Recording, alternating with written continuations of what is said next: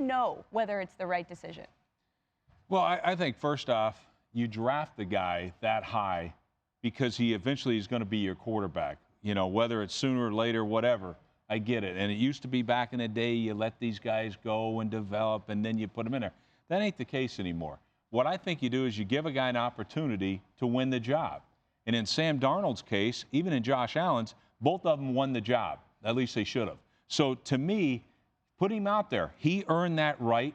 And I think it energized that whole franchise to sit back and like, you know what? Our future's right now. Yeah, but that's the problem, Rex, is Josh Allen didn't win the job. I mean, even if you think he should have, this is the dicey thing. And, Matt, I'm interested in what you're thinking here because as a quarterback, literally days ago, his coach didn't have the confidence in him to start.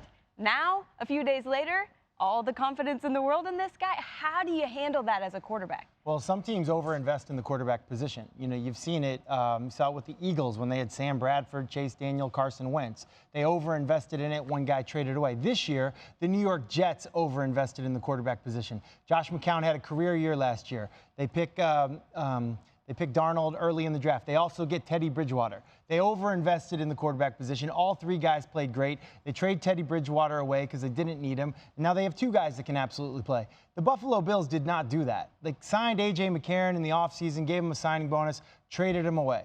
Then they got two young guys that have really never played.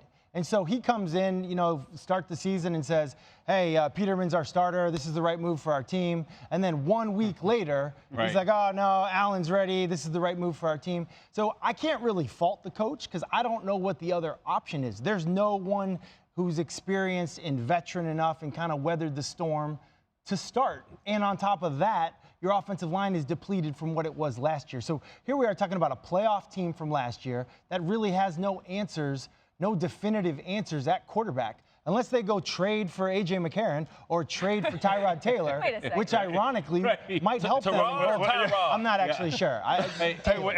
Isn't the coach supposed to be the one that's the veteran? He's the one that's supposed to, you know, look at this team and decide, you know, who's the best one to win, right? So you talking about him saying that Peterman is the one who should start, and he's the one that's ready to lead this team. He said the same thing last year when they had Tyrod on the team. He said, this is the best in the best interest of our team to put Peterman in the game. What did he do? First half, 5 interceptions. 5 picks. Week 1, 24 yards and 2 interceptions, and this is the guy?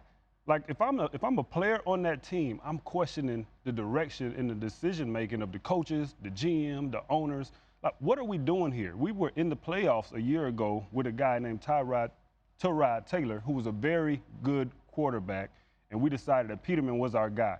What are we doing as an organization? Well, we didn't decide that. I mean, the head coach clearly made that decision. Matt, you talked about how none of these guys played, but he did play. Nate Peterman did play last year and threw the 5 picks. We can't just throw that out. No, but he also filled in a playoff game when game was on the line, and he throws a pick. But that's what I'm saying. I'm saying Peterman and Allen are both rookies in my mind. Both guys are rookies. Right. So you're coming into this season, after you trade away A.J. McCarron, you're coming into this season with 2 rookie quarterbacks in your locker room, and that's it.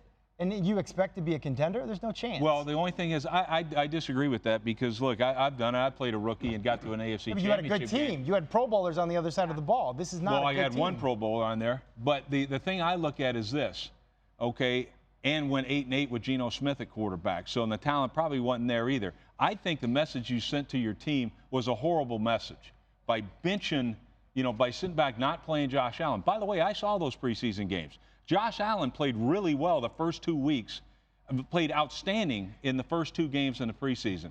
Week 3, they play the Bengals. Guess what? They couldn't block. I don't care who's at quarterback. He's going to struggle. Josh Allen, to me, won that job. You have a rookie offensive or a first-time offensive coordinator and 2 rookie quarterbacks. You made the huge investment in Josh Allen. Yep. That's the guy you play. The players over there believe that Josh Allen's the guy. When you end up putting Nathan Peterman in there or Nate McDermott, whatever you want to call him, to me, that's a huge mistake. You're sending it over there to him. It's a huge mistake because now all of a sudden it's like, well, hell, the coaches don't even believe in this cat. How did that team play? Look at the way the Jets played. Their whole team was energized because of the move.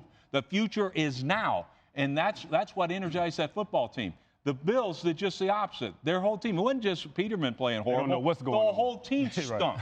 And so their confidence went out the window. We'll see how they play today. Look, this guy's made a lot of right moves, you know, in the past, so we'll see. Maybe it's just a blip, you know, on the radar. I doubt it, though. You know, y'all just sitting here talking about two different organizations and rookie quarterbacks. And, you know, to me, just looking at the playmakers that they have around them, you know, organizations are going to continue to make mistakes. But when I look at the Jets compared to the Bills, I look at the playmakers. And then Todd Bowles with that little sneaky grin he always, you know, always has.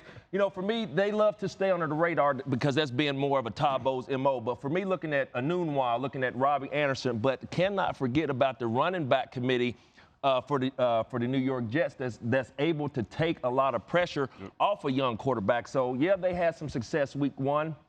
But you got to be able to go to the second week, to the third week, because rookies we know are going to be rookies. But it was I was very impressed to see what the Jets were able to do. But I think it has to do with the playmakers around them. Buffalo don't have many. The Jets have a lot. He's got playmakers, and he's got a backup quarterback with not only experience and who, by the way, played pretty well last year in Josh McCown, but who is also incredibly supportive. And I think that's the fear with Josh Allen. Give the Jets credit for scouting a quarterback, vetting a quarterback, and saying, this is a guy we picked early in the draft. He's going to be our starter. I'm so tired of guys picking guys and saying he's not ready yet. But what did he spend all this time into a guy to bring him in to say he's not ready? Well, so kudos to the Jets for allowing Sam Darnold to go out there and play. Look at all this love for the Jets. I mean, Jets. I'm with you.